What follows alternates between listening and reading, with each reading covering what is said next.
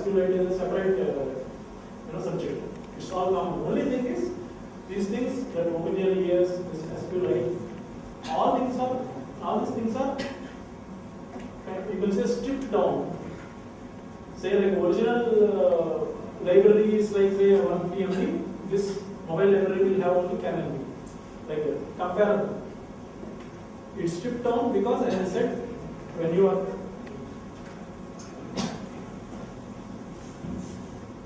in mobile space, your memory is constrained, your processing power is constrained.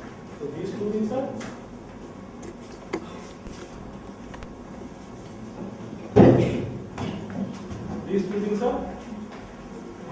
very important when you try to develop applications for mobile, right? So that's the reason all that libraries, whether it is database, whether it is graphics related, anything, you for the desktop version you will have a full featured set of library, which is like kind of comprehensive in everything. It will carry everything. Whereas the same thing on mobile, it will offer you a secure version, which is the good best example is Java. Java SE, Java EE, Java ME. Why they have 3 versions is Java as a standard, which is J2SE, standard edition. And then we have an enterprise edition, which is much bigger than that. Enterprises who have the requirement of storing data of millions of records. Just imagine a bank's server. Okay? A bank will have some 1 lakh customer or maybe 10 lakh customer all over India. So each of those customers, say like making 1 transaction a day, will be their data to process by tonight, right? So the bank server has to store millions of records on each single day. So just imagine how much big or how capable it has to be to process it successfully and be prompt, isn't it? So that kind of high scale applications you can develop using enterprise edition. On the contrary, stripped down edition, Java for mobile devices, Java Pvt.Ltd, they made it because the mobile phones memory footprint itself is very low. You have to have an installer which is of 1 KB, and then processor speed is very limited. Then other constraints like internal memory, like battery power. So you can't have a full-fledged database running there. So they stripped down SQLite database. Okay, and for all practical purposes of making a mobile application, SQLite will definitely serve the purpose. Okay.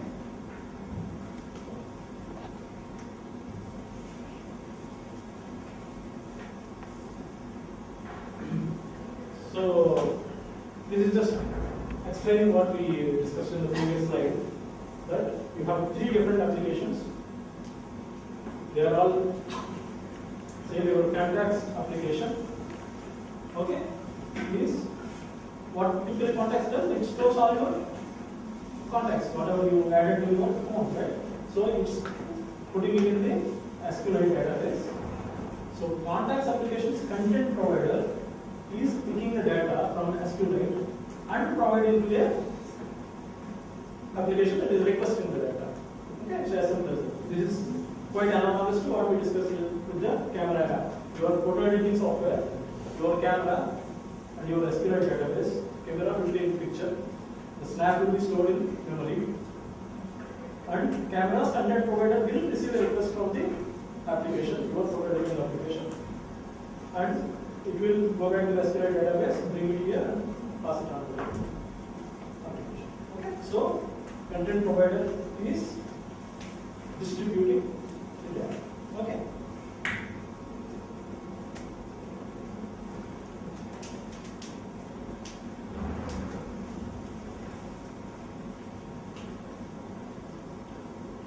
So, other thing on that slide is services, which is conceptually, not actually, conceptually you can think in the lines of threads.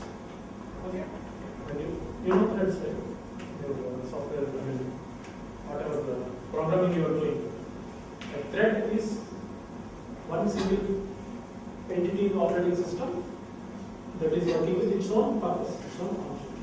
And when the object is completed, it will die automatically. It will return the control back to the OS, which has called it.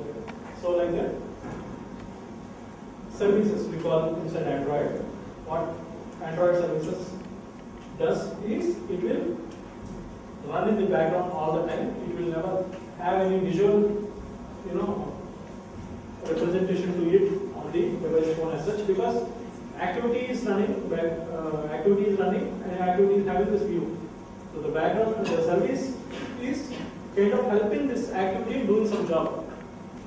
Okay, so it itself doesn't have any visual representation on the screen. Okay, so for example is background music. So music application, when you are opening music application, you are selecting your song, you played it, you made a playlist, you wanted to shuffle on button or whatever choice you have made, you play the play button. Yes, you are interacting with the music application. Like say in iPhone environment, you are talking to iTunes. So iTunes has taken your input.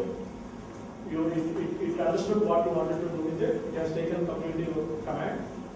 And now you are done with iPhone's activity, iTunes activity and the view.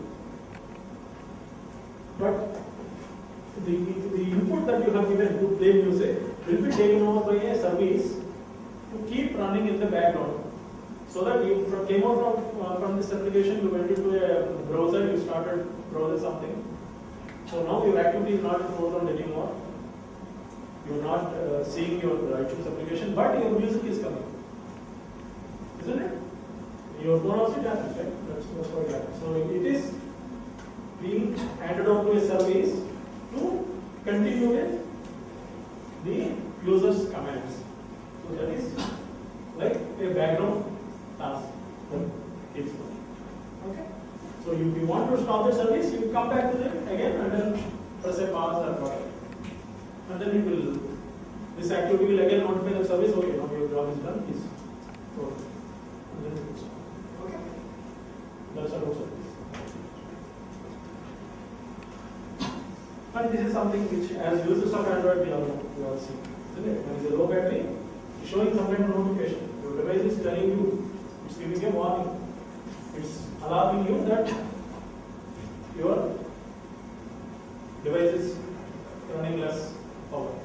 See, with USB, people can connect USB connect. These are all notifications. Android device is giving to the user, right? Through a notification service. So whenever you have something to be told by the phone, it will use a notification service to give you this information. So your phone will have a notification icon here, you pull it down and you will have the notification.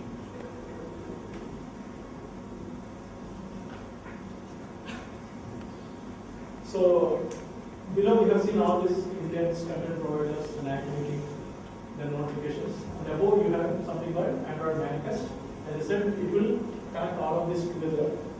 So this Android manifest is a file which sits inside your application installed APK file, whichever I told you. If you open the APK file and see it, there will be a manifest file, which is kind of telling like which activity is the default activity.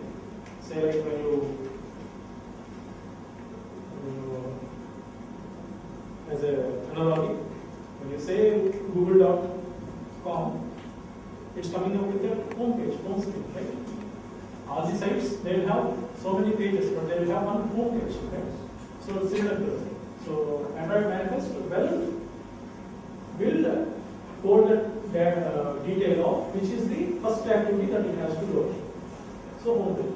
Okay, in the case of games, it's like the title. Like for a movie title, how first title is right, then only the movie. Like that.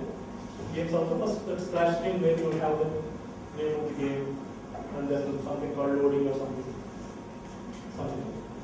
So Android manifest is a file which is kind of